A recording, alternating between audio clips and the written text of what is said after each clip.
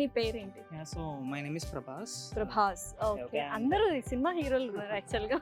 But you are real heroes. ఎందుకంటే అసలు first ఎన్ని కంపెనీస్ వచ్చాయి?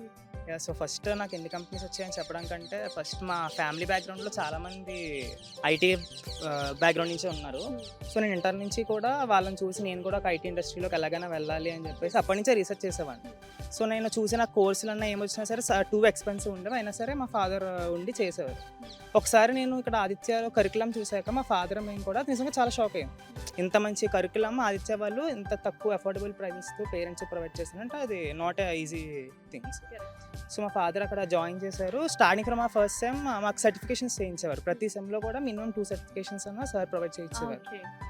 That to from top MNC companies like Cisco, Wipro, Oracle like that. చాలా నేనే దగ్గర 10 సర్టిఫికేషన్స్ దాకా చేశాను. ఎవ్రీథింగ్ వాస్ ఫ్రీ ఆఫ్ కాస్ట్తో ఏడబ్ల్యూఎస్ అట్లాంటివి కూడా సర్టిఫికేషన్స్ సార్ వాళ్ళు చేయించేవారు. College support. సో ఆ సపోర్ట్ తోటే నేను ఇప్పుడు ప్రెసెంట్ 6 కంపెనీస్ అయితే అచీవ్ చేయగలిగాను, top MNCs like Deloitte, Accenture, Wipro, Cognizant and all. So అప్పుడు అనిపించలేదా కజిన్స్ అందరూ ఐటీ నేను డిగ్రీ తీసుకుంటున్నాను అని? ఇప్పుడు ఎలా అనిపిస్తుంది?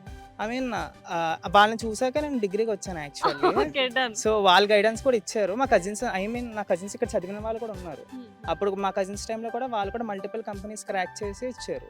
సో నువ్వే కంపెనీ చూస్ చేసుకుంటున్నావు? సో ప్రెసెంట్ నేను డెలాయిట్ చూస్ చేసుకుంటున్నాను. So Deloitte is one of the top MNC. So I am trying to choose. Very happy and congratulations Prabhas.